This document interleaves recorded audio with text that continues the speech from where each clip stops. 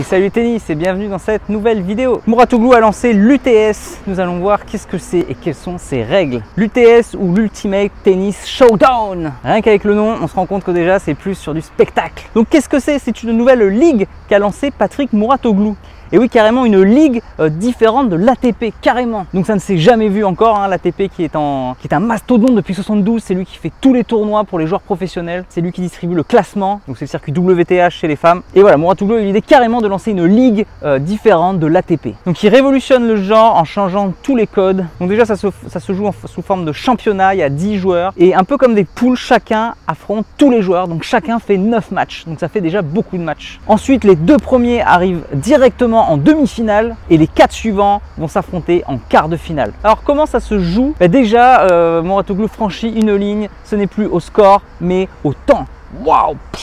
Donc c'est 4 cartons de 10 minutes. Un peu comme au basket. Chaque joueur sert 2 points d'affilée et c'est celui qui a le plus de points à l'issue des 10 minutes. Si un point est en cours au buzzer, à la fin du temps, eh bien on finit le point. S'il y a égalité, on joue un dernier point décisif. Mais il n'y a pas que ça. Patrick Mouratoglou a rajouté des cartes bonus. On se croirait dans un jeu vidéo. Mais où est-on? Où va-t-on? Je vous le demande. Donc il y a un grand nombre de cartes bonus. 4 sont attribuées au hasard, ou plutôt c'est l'ordinateur qui les choisit pour le joueur. Et le joueur peut en choisir 2 sur les 4 qu'il va utiliser dans chaque carton. Elles ne sont utilisables que par carton, on ne peut pas les cumuler pour la suite. Il y a des cartes bonus pour soi, des cartes pénalisantes pour l'adversaire. La carte est valable pendant 2 points, que je peux jouer n'importe quand dans le carton. Je vous en donne que quelques-unes, mais ce ne sont que des exemples, hein. Il y en a encore plus. Par exemple, il y a la carte, si je mets un coup gagnant, je gagne 3 points d'un coup.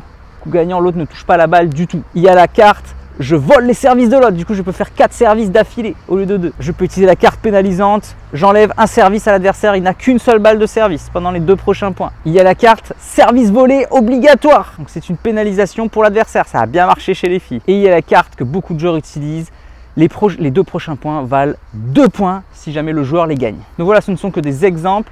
J'ai également vu une carte chez les filles où les joueuses devaient viser des cibles et celle qui avait gagné le plus de cibles pouvait avoir la carte 40 secondes de plus à utiliser n'importe quel moment dans n'importe quel carton.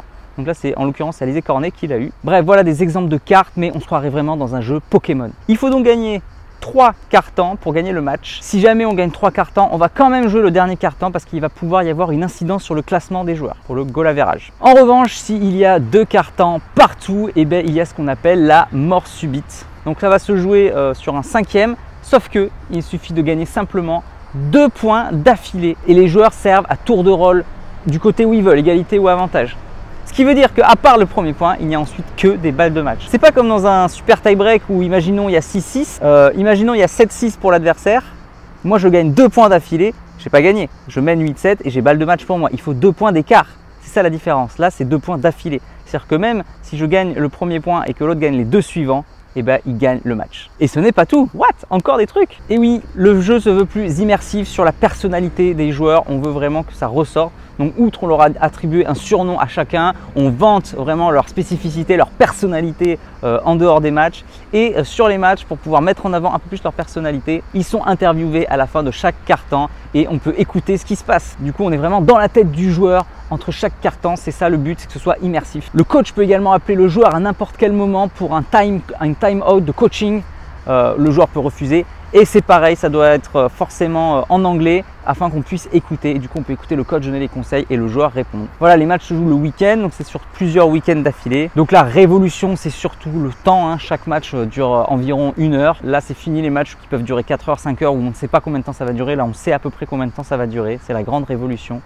Il y a les cartes bonus aussi qui rajoutent. Alors j'ai pas trop vu encore, mais Mouratoglou a eu l'idée aussi de mettre un peu interactif, c'est-à-dire qu'il y a un vote auprès du public vu que ça se veut vraiment en streaming sur le net et voilà les spectateurs peuvent voter. Donc à développer encore cette partie. Voilà, j'espère que vous savez tout maintenant de l'UTS. Si jamais vous avez la moindre question, bien sûr n'hésitez pas à me demander dans les commentaires et dans la mesure du possible, je répondrai si jamais j'arrive. Et puis si vous voulez les règles complètes, eh bien, vous allez sur le lien que je vous ai mis juste dans la description où il y a l'ensemble des règles vraiment précises à chaque chose. Donc voilà, n'hésitez pas à aller jeter un coup d'œil. Ah oui, et les joueurs n'ont que 15 secondes pour servir, c'est plutôt que 25 dans le format traditionnel. Le jeu se veut un peu plus rapide, un peu plus physique, voilà, qui est un peu moins de temps mort.